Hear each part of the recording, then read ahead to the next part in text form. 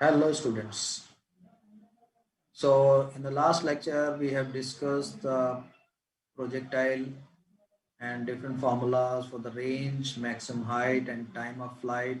And I told you to remember these formulas, and one example we have done to understand how the formulas are applied. Okay. So today we will be discussing example 4.8. A hiker stands on the edge of a cliff 490 meter above the ground. Edge है एक Cliff का, एक ऊंची Cliff है, पहाड़ की छोटी है, 490 मीटर अबव द ग्राउंड ऊंचा है। वहां से एक पत्थर फेंका जाता है हॉरिजेंटली। कैसे फेंका जाता है? हॉरिजेंटली। तो हॉरिजेंटल स्पीड दिया है 15 मीटर पर second. For understanding I have made this figure.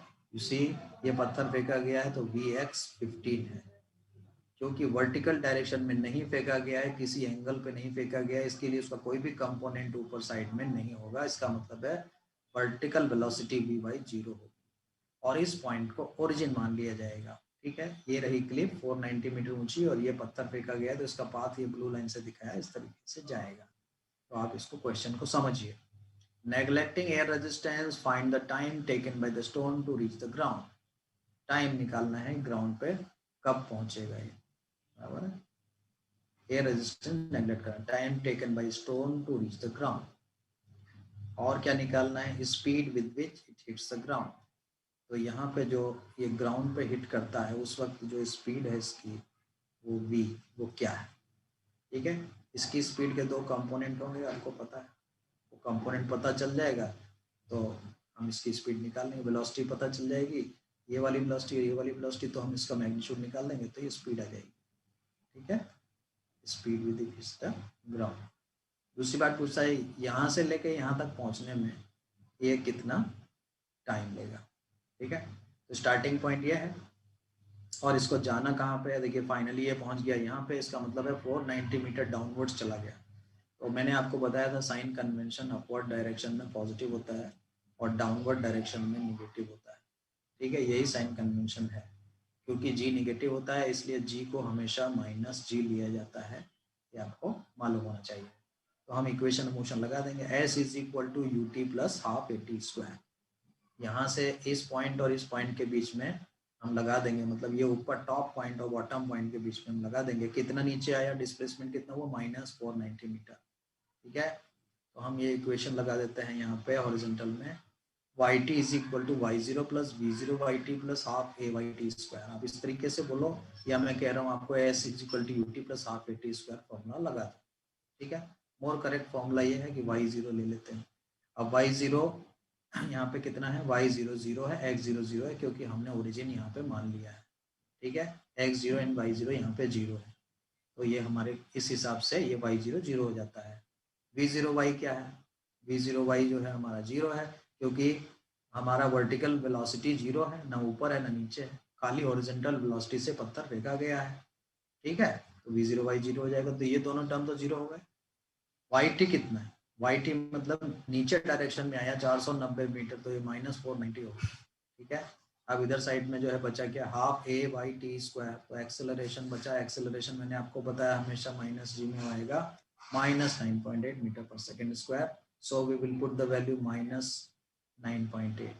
So with this equation we get ये minus minus cancels out and we get t is equal to 10 second. ठीक है, तो इसका मतलब ऊपर से नीचे तक गिरने में 10 सेकेंड का टाइम लगा। ठीक है, अब velocity with which it hits the ground, तो अपने को x कंपोनेंट और y component Vx and Vy निकाल लेते हैं। Vx हुआ और Vy हुआ, Vx एंड Vy अपने को कैलकुलेट करना है। तो क्या करेंगे? चलो y डायरेक्शन में देखो हम इक्वेशन लगा देते हैं, v is equal u plus a t वाला। तो क्या आएगा?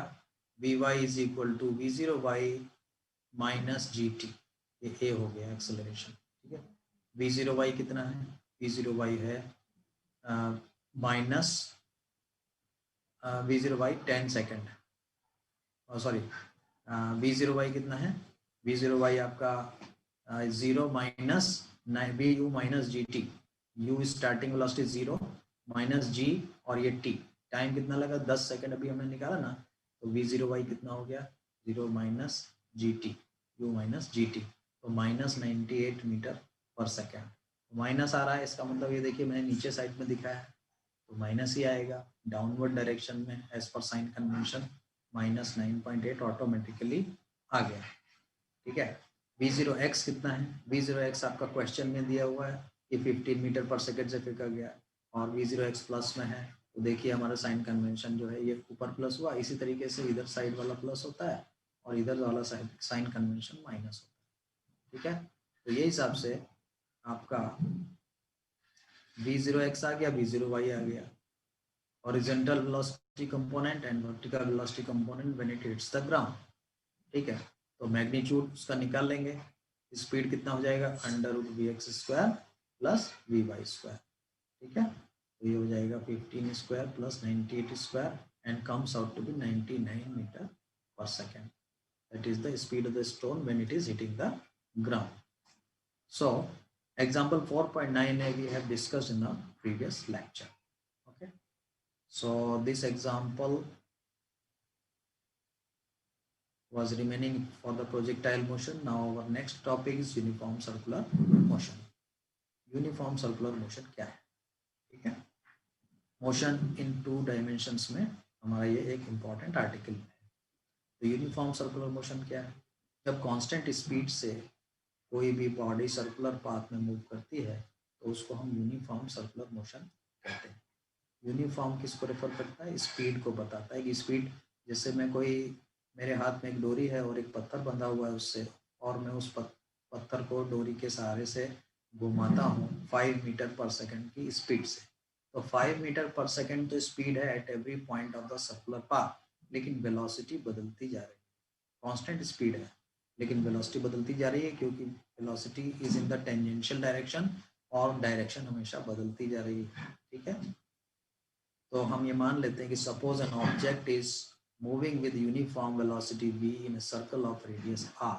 फिगर 4.19 में जो दिखाया है इस तरीके से मूव करता है, ये सर्कुलर पाथ में मूव कर रहा है। ठीक है, तो ये जो है पोजीशन वेक्टर r है, एट पॉइंट P पे है पहले बॉडी। ठीक है, उसके बाद P डैश पे पहुंच गया थोड़े टाइम डेल्टा t के बाद में। ठीक है, तो what is the velocity at this point? Velocity at this point is this velocity. See the direction. Velocity इस पॉइंट पे क्या है? v डैश, इस डायरेक्शन में। जैसे मैंने बताया था यूनिफॉर्म सर्कुलर मोशन में स्पीड सेम है, मैग्नीट्यूड इसका निकालेंगे और इसका निकालेंगे सेम रहेगा। ठीक है, लेकिन वेलोसिटी का वेक्टर के साथ में बताना है। वेक्टर के साथ में ये रेडियस के परपेंडिकुलर होगा, टेंजेंट। ठीक है, tangent and normal, tangent and normal. Now मान लिया डेल्टा टी टाइम में ये जो वेक्टर है, position vector of the particle, ये बनाता है डेल्टा थीटा एंगल। ठीक है, डेल्टा थीटा एंगल बनाता है तो क्योंकि ये इसके परपेंडिकुलर है, इस वेक्टर पे ये v परपेंडिकुलर है और r डैश पे ये परपेंडिकुलर है।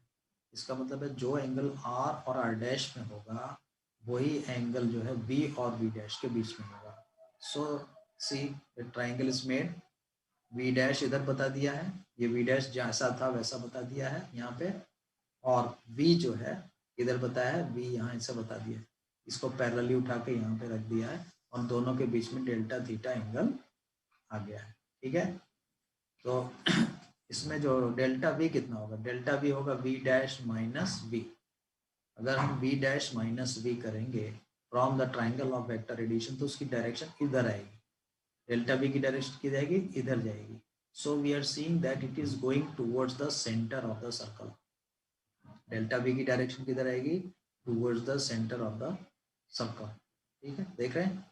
इसी तरीके से ये फिगर बना के इन्होंने बताया है कि यहाँ पे v और v डैश है, यहाँ पे p और p डैश है, delta theta is this angle. तो यहाँ पे भी इन्होंने v और v डैश बनाया है कि delta v is always towards the centre, you सी।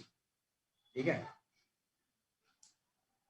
अब जो है इन्होंने क्या किया है इसमें, ये दो ट्राइंगल ले लिए हैं। ये जो दो ट्राइंगल है ये r dash radius of a circle है तो सेम होगी। ठीक है, इसी तरीके से ये v और v dash uniform circular motion, इसलिए दोनों सेम होंगे। ठीक है, दोनों के बीच में एंगल थीटा है और ये डेल्टा r है। डेल्टा r है मतलब position vector r dash minus r, delta r, और ये क्या है? Delta b। तो ये जो है triangle CPP dash and triangle IGH both are similar triangles. Since both are similar triangles, तो property of the similar triangles इन्होंने अप्लाई कर दिया. What is the property of the similar triangles? So delta we upon V, ये delta we है upon v is equal to delta are upon r. Similar triangle, दोनों similar triangle के बीच में property लगा दिया, तो delta we upon v becomes delta are upon r. So delta v कितना हो गया, वी को इधर लेके आओ, v times delta are upon r. Acceleration कितना होता है? Acceleration is delta we upon delta T, limit delta T tending to zero. This is instantaneous acceleration. ठीक है, ये हमें निकालना है कितना होगा. तो acceleration of the stone is limit delta T tending to zero delta we upon delta t. Delta v तो ये रहा, डेल्टा टी से डिवाइड करना है, तो इस एक्सप्रेशन को यहाँ पे लिखा, तो v delta are upon delta t. ठीक है, r is constant so can be taken outside, and v is constant, v upon r can be taken outside. तो ये limit delta T tending to zero के साथ क्या बचता है, delta are upon delta T. अब delta are upon delta T limit delta T tending to zero, ये क्या चीज है, displacement upon time. Delta T time में डेल्टा आर डिस्प्लेसमेंट हुआ है, इसके लिए हम इसको क्या बोलेंगे, इसको बोलेंगे velocity. So this term is velocity. तो हमारे पास एक्सेलरेशन का फॉर्मूला क्या आ गया, v upon r into v, तो v स्क्वायर अपॉन आर आ गया. ठीक है, v square upon r is the formula for the acceleration, and we see that direction of this centripetal, the direction of v square upon r is towards the delta v. Therefore it is always directed towards the center, and therefore its name is the centripetal acceleration, which was given by the Newton. इस acceleration को क्या बोलते हैं, centripetal acceleration v square upon r. इसके और भी forms होते हैं, पहले हम देख लेते हैं इस फॉर्मूले को ऑब्टेन करने का दूसरा मेथड क्या है. What is the second method? There is another way. ठीक है, if we see the rotational dynamics chapter, in that suppose object moves from p to p dash in time delta t. उसी figure में देखेंगे जो अभी हमने figure देखा, तो डेल्टा टी टाइम में ऑब्जेक्ट कितना मूव करता है, p से p डैश तक मूव करता है.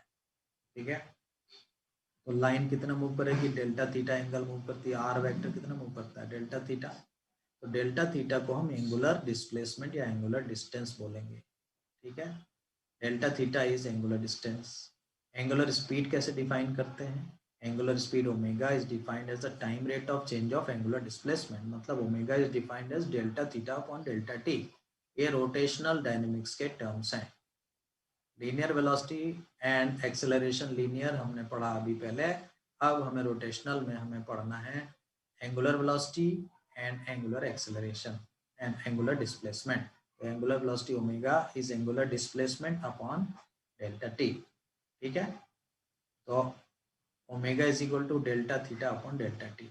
अब ये जो डेल्टा एस डिस्टेंस कवर करता है, मान लो p से p डैश तक जाने में, again we see the figure, p से p डैश तक जाने में ये डेल्टा s डिस्टेंस कवर करता है. मान लो कि ये आर्क छोटा है और ये डेल्टा s डिस्टेंस कवर करता है. ठीक है, तो angle is equal to arc upon radius फॉर्मूले से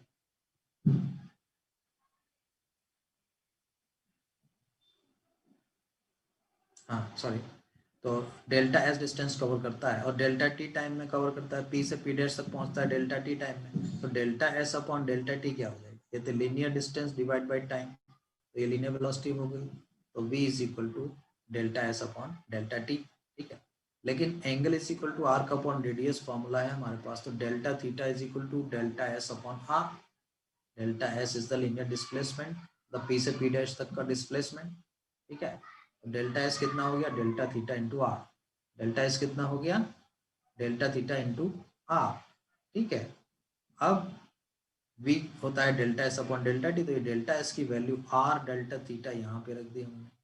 तो v कितना होगा भैया, v हो गया R times delta theta upon delta T. और delta theta upon delta T अभी हम पढ़ चुके हैं, क्या डिफाइन किया गया है, इसको ओमेगा डिफाइन किया गया है. So we get an important relation, v is equal to r omega. ठीक है, v इज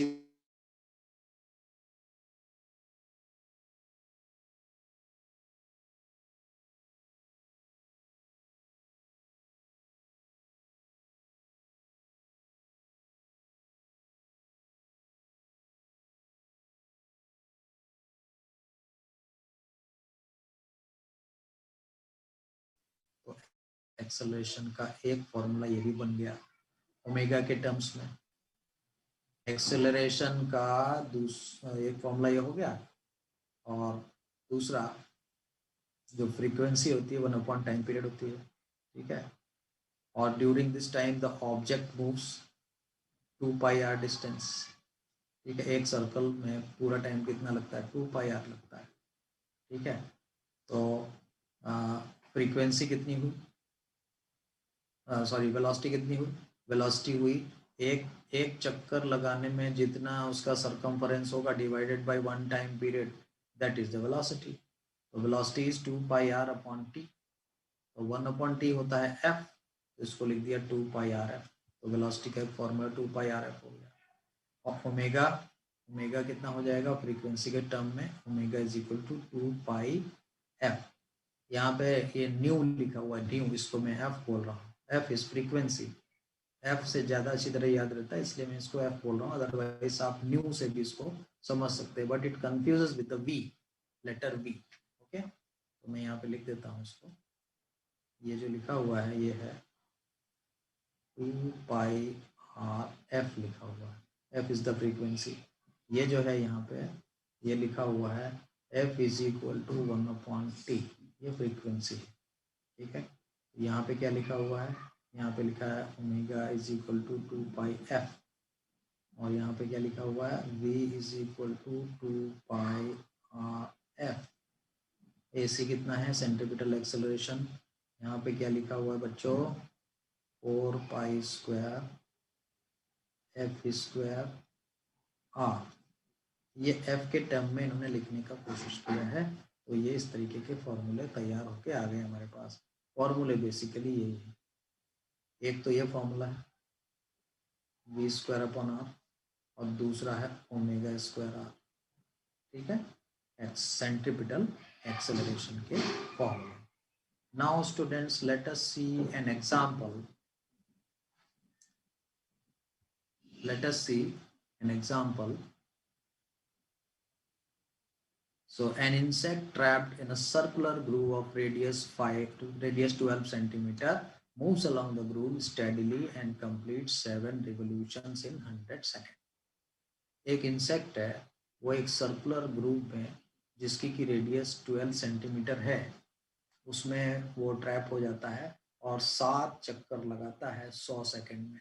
तो एक चक्कर कितने में लगाएगा, एक चक्कर कितने में लगाएगा, 100/7, 100/7 होगा। इसका मतलब है टाइम पीरियड यहाँ पे कितना होगा, यहाँ पे time period for the insects is, एक चक्कर लगाने का टाइम 100/7, रेडियस 12 है, तो हम इसे सर्कमफरेंस निकाल सकते हैं, ठीक है। पूछता क्या है, what is the angular speed, omega पूछता है, and the linear speed of the motion, linear speed v पूछता है, एंगुलर स्पीड ओमेगा पूछता है, और acceleration vector is a constant vector ये पूछ रहा है, और इसका मैग्नीट्यूड क्या होगा एक्सेलरेशन वेक्टर का, ये पूछा जा रहा है, ठीक है। तो जैसे कि r हमारा कितना हुआ, r हमारा हो गया 12 सेंटीमीटर, मीटर में बदल सकते हो आप इसको। ओमेगा कितना हो गया, ओमेगा हो गया 2π/t, t हमने निकाला हुआ है, 2π डिवाइडेड बाई 100/7 मतलब 2π इंटू 7/100, 0.44 रेडियन पर सेकेंड ओमेगा आ गया। लीनियर स्पीड v पूछिए तो आपको अभी अभी रिलेशन देखने को मिल गया कि v is equal to omega times r होता है, v is equal to omega times r होता है। तो ओमेगा यहाँ पे निकाला आपने 0.44 रेडियन पर सेकेंड, तो 0.44 इंटू r कितना है 12 सेंटीमीटर है, तो आपको आंसर सेंटीमीटर पर सेकेंड में लिखना है, तो आप इसको मत बदलिए, अदरवाइज मीटर पर सेकेंड में लिखना है तो इसको मीटर में रखेंगे, तो इन्होंने सेंटीमीटर में ही रखा है, तो आ गया 5.3 सेंटीमीटर पर सेकेंड, ठीक है। अब और क्या पूछा है इसने, ये हो गया वेलोसिटी, ये हो गया ओमेगा, ओमेगा हो गया angular velocity, angular speed and linear speed, और एक्सेलरेशन पूछा है। एक्सेलरेशन के लिए आप कोई भी फॉर्मूला लगा दो, v²/r लगाएंगे तो ये चीज रखेंगे, v²/r फॉर्मूला लगाएंगे तो ये रखेंगे, और अगर आप ω²r फॉर्मूला लगाएंगे तो ओमेगा की वैल्यू ये रखेंगे। कोई भी फॉर्मूला आप लगा सकते हैं, a is equal to ω²r, that is 0.44 पर सेकेंड, ठीक है। होल स्क्वायर इंटू 12 सेंटीमीटर, तो ये आ गया 2.3 सेंटीमीटर पर second square centripetal acceleration. Acceleration का डायरेक्शन क्या है? Acceleration is directed towards the centre of the circle. ठीक है, तो कहता है एक सवाल और पूछा है इसने, is the acceleration vector is a constant vector. तो आप देखिए कि इंसेक्ट जब ग्रुप में घूमता है, when the insect is moving in a group,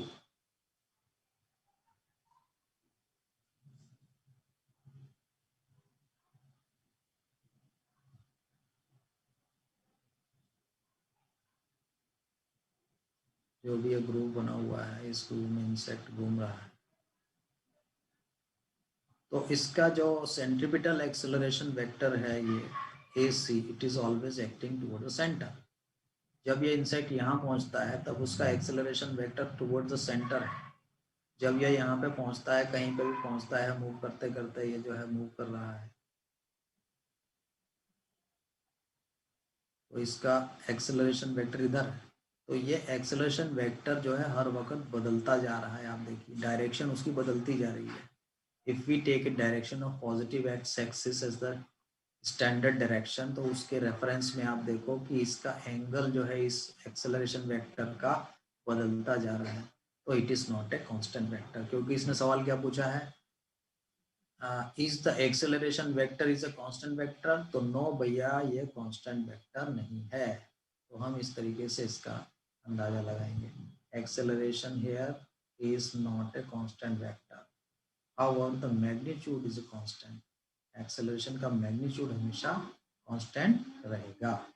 ठीक है, तो बच्चों आज हमारा ये लेक्चर यहाँ पे ख़त्म होता है और ये चैप्टर भी फिनिश हो गया है, और इस चैप्टर को आप अच्छी तरह से रिवाइज करेंगे। With that hope, I am finishing this lecture. Next time we'll be meeting with the next new chapter, chapter number 5. Until then, goodbye.